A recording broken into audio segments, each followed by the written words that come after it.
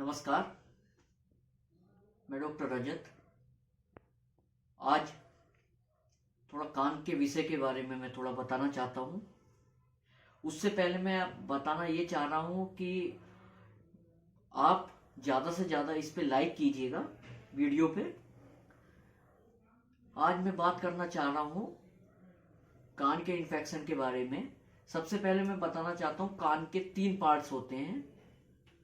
3 भाग कौन कौन से होते हैं, जैसे कि एक्सटर्नल ईयर मतलब बाहर का कान, मिडिल ईयर मतलब अंदर का कान, बीच का कान, और इनर ईयर जो बैलेंस वगैरह के लिए काम में आता है। इनर ईयर अंदर का कान। अब जो इन्फेक्शन वगैरह है वो आपका एक्सटर्नल ईयर में हो सकता है, जो बाहर का कान है। फिर अब मैं थोड़ा आता हूँ उसमें ही एक्सटर्नल ईयर में ही। एक्सटर्नल ईयर में मैं थोड़ा बताना चाहता हूँ कि एक्सटर्नल ईयर में जो एक इन्फेक्शन है उसे बोलते हैं हम फरंक्लोसिस। तो फरंक्लोसिस के बारे में मैं थोड़ा बताना चाहता हूँ कि ये फरंक्लोसिस होता क्या है। ये फरंक्लोसिस जो है ये एक लोकल फॉर्म होता है ओटाइटिस एक्सटर्ना का, मतलब बाहर के कान का इन्फेक्शन, उसके कारण उसका एक लोकल फॉर्म है। जिसमें क्या होता है, जो हमारे जो एक ईयर कैनाल होती है वो 24 मिलीमीटर की होती है। अब 24 मिलीमीटर में जो 8 मिलीमीटर है वो कार्टिलेजनस पार्ट होता है, और 16 मिलीमीटर ये होता मतलब 1.6 सेंटीमीटर ये होता है बोनी पार्ट। तो जो ये इन्फेक्शन है वो होता है कार्टिलेजनस पार्ट पे। क्यों? क्योंकि यहाँ पे जो हेयर हैं वो उगे हुए होते हैं। तो इसमें जैसे फरंक्लोसिस है, फरंक्लोसिस होता है कार्टिलेजनस पार्ट पे होता है, और ये सिंगल हेयर फॉलिकल में इन्फेक्शन के कारण होता है।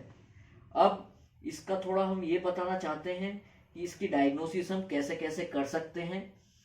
जो स्टैंडर्ड डायग्नोसिस है वो हिस्टोलॉजी के हिसाब से होती है, लेकिन जो मरीज हमारे पास लेकर के आता है लक्षण, वो लक्षण ये हो सकते हैं कि उसका जो प्रभावित जो कान होगा उसमें एक तो बहुत ज्यादा दर्द होगा, वो उसे बंद बंद सा लगेगा, बंद सा महसूस होगा, और उसमें कान बह भी सकता है, हल्का बह सकता है, स्कैंटी मीन्स। फिर हम इसके बाद जब ये तो हुआ मरीज के लक्षण। देखिए 2 चीज हैं, एक तो सिम्टम्स हैं और साइन है।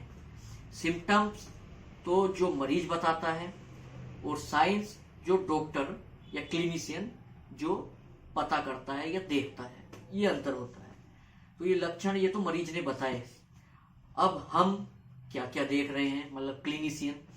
तो जैसे कि हम जब एग्जामिनेशन करते हैं तो एग्जामिनेशन में हम क्या देखते हैं इसमें कि एक ये जो हमारा एक्सटर्नल ईयर है, एक्सटर्नल ईयर में ये वाला जो पार्ट आप देख रहे हैं ये होता है पिन्ना।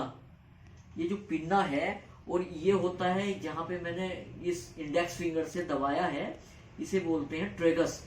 तो इसमें टेंडरनेस होती है। टेंडरनेस का मतलब है जैसे ही हम इसे छूते हैं तो एक जो मरीज के जो चेहरे के जो एक्सप्रेशन है वो जैसे बोलते हैं कि दर्द में एकदम से एक्सप्रेशन उसका अजीब सा हो जाता है, तो उसे हम बोलते हैं टेंडरनेस। ये शायद इसे और थोड़ा मॉडिफाई बाद में मॉडिफाई भी इसे कर सकते हैं। तो ये टेंडरनेस होता है पिन्ना पे या ट्रेगस पे, नंबर 1 चीज। फिर ये तो हुई हमारी पाल्पेशन पे फाइंडिंग। पाल्पेशन का मतलब है छूने से जो हमें पता लगेगा, वो हुई palpation finding by the clinician. फिर दूसरा उसके बाद हम ईएनटी में जाते हैं, ओटोस्कोपिक एग्जामिनेशन। ओटोस्कोपिक एग्जामिनेशन में हम कान का पर्दा देखते हैं, कान के अंदर क्या है उसको हम देखते हैं। उसका भी एक अलग मेथड है। तो ओटोस्कोपिक फाइंडिंग में इसमें क्या होता है, जो अंदर की जो कैनाल जो मैंने आपको बताया है एक कैनाल होती है, उसे बोलते हैं external auditory canal, short form में ईएसी भी बोल सकते हैं। तो उसमें क्या है, इडिमा मतलब सूजन रहती है।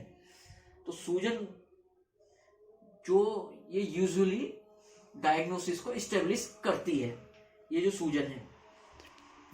और ये जो सूजन है और इसमें जो इन्फ्लामेशन है, मतलब सूजन जो है ये कैनाल के लेटरली होती है, मतलब बाहर की तरफ। लेटरली का मतलब है एक मिड लाइन हमने बना दी है, उसमें शरीर से जितना मिड लाइन से बाहर की तरफ जा रहा है, आप मोटी मोटी भाषा में समझ सकते हैं कि लेटरल का मतलब है बाहर की तरफ। तो बाहर की तरफ क्या होगा, बाहर की तरफ इसमें सूजन होगी, जनरली सूजन होगी, और जो मीडियल कैनाल है अंदर का हिस्सा वो बचा हुआ होगा या अप्रभावित होगा।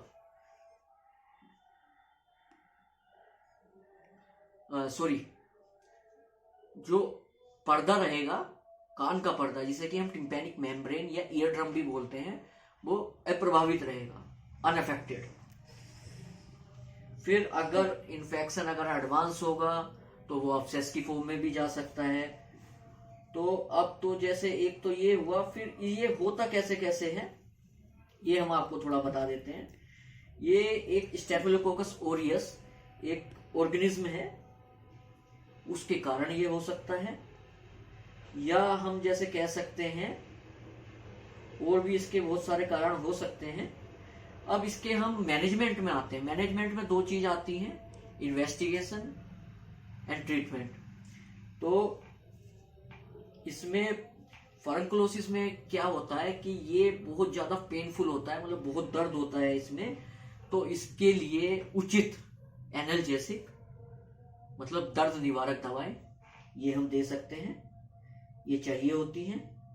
फिर दूसरा क्या है, इसमें हम ट्रीटमेंट दे सकते हैं, जैसे ओरल मतलब मुंह से खाने वाली जो दवाई है, या सिस्टमिक मतलब जो पूरी बॉडी पे जो असर करती है वो वाली एंटीबायोटिक का हम प्रयोग कर सकते हैं, जैसे कि पेनिसिलिन ग्रुप का है, पेनिसिलिनेज रेजिस्टेंस पेनिसिलिन है, मैक्रोलाइड है। तीसरा सिफेलोस्पोरिन है, जैसे सेप्टोडोक्सिन प्रोक्सिटिल ये सब है, सिफिक्सिन है, क्लिंडामाइसिन है, और क्विनिलोन। क्विनिलोन में जैसे कि हम कह सकते हैं अमीकासिन हुआ, ये सब। फिर टॉपिकल में हम क्या है, जैसे कि एक एंटीबायोटिक मतलब एंटीबायोटिक हो सकता है, और डिहाइड्रेटिंग एजेंट, क्योंकि स्वेलिंग है तो उसे उसका इडीमा कम करने के लिए एक हाइग्रोस्कोपिक एजेंट मतलब कि डिहाइड्रेटिंग एजेंट। और तीसरा इसमें रोल होता है इंसिजन एंड ड्रेनेज का। अब मैं बताता हूं आपको ओरल एंटीबायोटिक कब यूज करते हैं। ओरल एंटीबायोटिक का यूज मेनली हम रिकमेंड करते हैं अर्ली स्टेज में, बीमारी की अर्ली स्टेज में।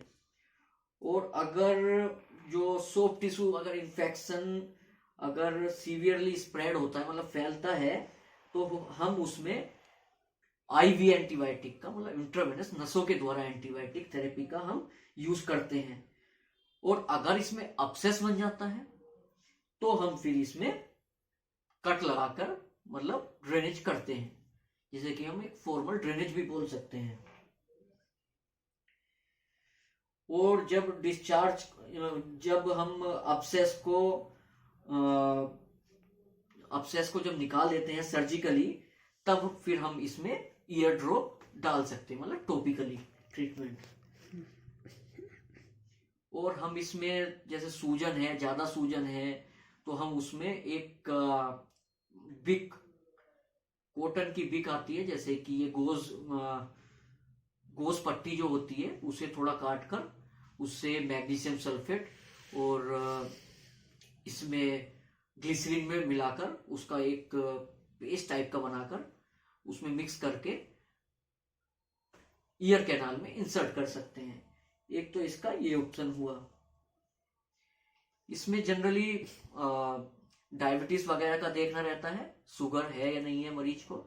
दूसरा, मरीज को ये बताया जाता है कि अगर उसके नाखून अगर बड़े हैं तो नाखून को ट्रिम कर ले, मतलब काट ले। यही इसका उपाय है। तो आशा करता हूं कि आपको मेरी वीडियो इंफॉर्मेटिव लगी होगी। धन्यवाद।